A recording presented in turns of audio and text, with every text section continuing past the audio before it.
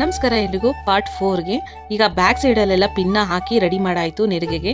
ಇನ್ನು ಕಾಲು ಕೆಳಗಡೆಗೆ ಪ್ಯಾಂಟ್ ಥರನೇ ನಾವು ಪಿನ್ ಹಾಕೋಬೇಕಾಗುತ್ತೆ. ಸೊ ಒಳಗಡೆಯಿಂದ ನೀಟಾಗೆಲ್ಲ ಪಿನ್ ಮಾಡ್ಕೊಂಡ್ಬಿಟ್ಟು ಅದಾದಮೇಲೆ ಫ್ರಂಟಲ್ಲಿ ಈಗ ನೆರಿಗೆನ ಮಾಡ್ಕೊಳ್ತಾ ಇದ್ದೀನಿ. ಸೊ ಇದು ಬಂದುಬಿಟ್ಟು ನೆರಿಗೆಗೆ ಕ್ಲೀನಾಗಿ ಕುಂಟ್ರಿಸ್ಕೊಂಡೆ, ಅಲ್ಲೇನು ಪಿನ್ ಹಾಕೋ ಅವಶ್ಯಕತೆ ಇರಲ್ಲ. ಸೊ ನೆಕ್ಸ್ಟ್ ಸೊಂಟದ ಪಟ್ಟಿ ವೆರೈಟಿ ಆಗಿತ್ತು, ಆದರೆ ಈ ರೀತಿಯಾಗಿ ಸೊಂಟದ ಪಟ್ಟಿ ಹಳೆ ಕಾಲದಲ್ಲಿ ಆಲ್ಮೋಸ್ಟ್ ತುಂಬ ಇರ್ತಿದ್ದು. ಹಾಗಾಗಿ ನಾನು ಅದೇ ಥರದ್ದೇ ಚಾಯ್ಸ್ ಮಾಡಿಬಿಟ್ಟು ಹೋಗಿ ಸ್ಟೋರಿಂದೆಲ್ಲ ಪರ್ಚೇಸ್ ಮಾಡ್ಕೊಂಬಂದಿದ್ದೆ. ಒನ್ ಟೈಮ್ ಬಜೆಟ್ ಹೇಳ್ಬೇಕಂತಂದ್ರೆ ಲೈಫ್ ಲಾಂಗ್ ಇರುತ್ತೆ. ಸೊ ಹೆಣ್ಮಕ್ಳಿರೋ ಮನೇಲಿ ಆಲ್ಮೋಸ್ಟ್ ಯಾವ ವಸ್ತುಗಳು ಕೂಡ ವೇಸ್ಟೇ ಆಗೋದಿಲ್ಲ. ಈಗ ನೋ ಸ್ಪ್ರಿಂಗ್ ಬಂದ್ಬಿಟ್ಟು ಇದು ನಾನು ನನ್ನ ಮಗಳು ಸೆಕೆಂಡ್ ಸ್ಟ್ಯಾಂಡರ್ಡ್ ಇದ್ದಾಗ ಒಂದು ಜಾನಪದ ನೃತ್ಯಕ್ಕೆ ತಗೊಂಡಿದ್ದು, ಅದು ಕೂಡ ನಾನು ನೀಟಾಗಿ ಎತ್ತಿಟ್ಟಿದ್ದೆ. ಸೊ ಅದು ಇವತ್ತಿಗೆ ಯೂಸ್ ಆಯಿತು. ಇನ್ನು ಒಂದು ಅವಳು ಭರತನಾಟ್ಯಕ್ಕೆ ಹಾಕೊಳ್ಳೋ ನೋ ಸ್ಪ್ರಿಂಗು, ಸೊ ಅದನ್ನು ಕೂಡ ಅಷ್ಟೇ ನಾನು ಅದನ್ನು ಕೂಡ ಹಾಕಿದ್ದೀನಿ. ಯಾಕೆಂದರೆ ಆಲ್ಮೋಸ್ಟ್ ಎರಡು ಕಡೆಗೆ ಮೂಗ್ನೊತ್ತು ಹಾಕೊತಿದ್ರು ಅನ್ನೋದು ನಾನು ಕೇಳ್ಪಟ್ಟಿದ್ದೆ. ನೆಕ್ಸ್ಟು ಕೊಳ್ಳಿಗೆ ಹಾಕಿರೋವಂಥ ತಾಳಿ ಇದೆಯಲ್ಲ, ಇದು ಬಂದುಬಿಟ್ಟು ಕಾಲಿಗೆ ಹಾಕೊಳ್ಳೋ ಒಂದು ದೃಷ್ಟಿ ಬಟ್ಟಿಗೆ ಅಂತ ಅಂದ್ಬಿಟ್ಟು ಇವಾಗಿನ ಟ್ರೆಂಡಲ್ಲಿ ಬರುತ್ತಲ್ಲ ಅದು.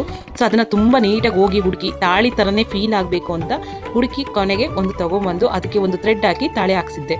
ಕಾಲು ಕಡಗ ಹಾಕ್ಕೊಳ್ತಿದ್ರಲ್ವ, ಸೊ ಕಾಲು ಕಡಗ ಇರಲಿಲ್ಲ, ನಮ್ಮ ಮನೇಲಿ ಚೈನ್ ಇತ್ತು. ಕಾಲು ಕಡಗಕ್ಕೆ ಅಂತ ಅಂದ್ಬಿಟ್ಟು ಹಂಸನ ಹತ್ರ ಬ್ಯಾಂಗಲ್ಸ್ ಇತ್ತು, ಇದೇ ರೀತಿಯಾಗಿ ಇದನ್ನೇ ಕಾಲು ಕಡಗ ಥರ ಹಾಕ್ಬಿಟ್ಟೆ. ಮಧ್ಯದಲ್ಲಿ ಹಾಗೆ ತಿನ್ನಿಸ್ತಾ ಹಾಗೆ ಅವಳನ್ನ ರೆಡಿ ಮಾಡ್ತಾನೂ ಇದ್ದೆ. ನೆಕ್ಸ್ಟು ಕಾಸಿನ ಸರ ಬಂದುಬಿಟ್ಟು ಆ ಕಡೆ ಈ ಕಡೆಗೆ ವಾಲಾಡೋದು. ಸೊ ಅದನ್ನು ನಾನು ಏನು ಮಾಡಿಬಿಟ್ಟೆ, ಪಿನ್ ಮಾಡೋದಾದ್ರೂ ಮಾಡ್ಬೋದು, ಇಲ್ಲ ಅಂತಂದರೆ ಥ್ರೆಡ್ ತೊಗೊಂಡ್ಬಿಟ್ಟು ನೀವು ಸೂಜಿಲಿ ಹೊಲ್ಕೋಬೋದು. ನಾನು ಸೂಜಿನಲ್ಲಿ ಥ್ರೆಡ್ ಹಾಕ್ಬಿಟ್ಟು ಹೊಲ್ಕೊಂಡ್ಬಿಟ್ಟೆ, ನೀಟಾಗಿ ಕುತ್ಕೊಳ್ಳೋಗೆ, ಅಂದರೆ ಆ ಕಡೆ ಈ ಕಡೆ ಶೇಕ್ ಆಗೋದಿಲ್ಲ. ಸೊ ಎಲ್ಲ ಆಯಿತು. ಸೆರಗನ್ನ ಈ ರೀತಿಯಾಗಿ ಸಿಕ್ಸೋದು ಇಲ್ಲ ಹೇಗೆ ಬಿಡೋದು ಅಂತ ಅಂದ್ಕೊಳ್ತಾ ಇದ್ದೆ. ಸೊ ಸೆರಗನ್ನ ಸಿಕ್ಸೋದು ಬೇಡ ಅಂದ್ಬಿಟ್ಟು ಹಾಗೆ ಬಿಟ್ಬಿಟ್ಟೆ. ಫೈನಲ್ ಆಗಿ ಈ ರೀತಿಯಾಗಿ ರೆಡಿ ಮಾಡಿದ್ದೀನಿ. ಸೊ ಹೇಗೆ ಕಾಣಿಸ್ತಿದ್ದಾಳೆ ಅಂತ ನೋಡಿ. ಇನ್ನೊಂದು ಓಲೆ ಬಂದುಬಿಟ್ಟು ಜಾಲ್ರಿ ಓಲೆ ಅಂತ ಅವಾಗ ತುಂಬ ಫೇಮಸ್ಸು. ಸೊ ಅದೇ ಥರನೇ ನನ್ನ ಹತ್ರ ಇಯರಿಂಗ್ಸ್ ಇದ್ದಿದ್ದರಿಂದ ಅದನ್ನೇ ಹಾಕ್ತೆ. ಕೊನೆಗೆ ಜಡೆಗೆ ಜಡೆ ಬಿಲ್ಲೆ. ಸೊ ಇದನ್ನೆಲ್ಲ ಹಾಕಿ ನೋಡಿ, ಕಿವಿಗೂ ಅಷ್ಟೇ ಬುಗುಡಿ ಎಲ್ಲ ಹಾಕಿಬಿಟ್ಟು ಎಲ್ಲ ರೆಡಿ ಮಾಡಿಬಿಟ್ಟಿದ್ದೀನಿ. ಸೊ ಫೈನಲ್ ಆಗಿ ಈ ರೀತಿಯಾಗಿ ಟಚ್ ಕೊಟ್ಟಿದ್ದೀನಿ. ಒನಕೆ ಎಲ್ಲ ಹಿಡ್ಕೊಂಡು ನಿಂತ್ಕೊಳ್ಳೋ ಥರ. ಇದು ಬಂದುಬಿಟ್ಟು ರಿಯಲ್ ಒನಕೆ, ನಾನು ನನ್ನ ಕೊಲಿಗ್ ಮನೇಲಿ ಇಸ್ಕೊಂಬಂದಿದ್ದು. ಇದು ಆ್ಯಕ್ಚುಲಿ 100 years ಅಂತ ಹೇಳಿದ್ರು. ರಿಯಲಿ ನನಗಂತೂ ಖುಷಿ ಆಯಿತು, ಒಂದು ಒನಕೆ ರಿಯಲ್ ಆಗಿ ಸಿಕ್ಕಿದ್ದು. ಪ್ಲಾಸ್ಟಿಕ್ ಕೊಡೋದಕ್ಕಿಂತ ರಿಯಲ್ ಆಗಿರೋದು ಕೊಡುತ್ತೆ, ತುಂಬ ಇಷ್ಟ ಆಗುತ್ತೆ. ಕಾಲದಲ್ಲಿ ನಾನು ಕೂಡ ಚಿಕ್ಕವಳಾಗಿದ್ದಾಗ ಈ ಪಾತ್ರ ಮಾಡಿದ್ದೆ. ಸೊ ಇವತ್ತು ನನ್ನ ಮಗಳು ಮಾಡ್ತಾ ಇದ್ದಾಳೆ. ಸೊ ನನ್ನ ಪಾತ್ರ ಮಾಡಿದ್ದಕ್ಕೆ ನನಗೆ ಆಲ್ಮೋಸ್ಟ್ ಇದ್ರ ಬಗ್ಗೆ ಎಕ್ಸ್ಪೀರಿಯನ್ಸ್ ಇತ್ತು, ಯಾವ ರೀತಿ ಇರುತ್ತೆ ಹೇಗಿರುತ್ತೆ ಅನ್ನೋದು.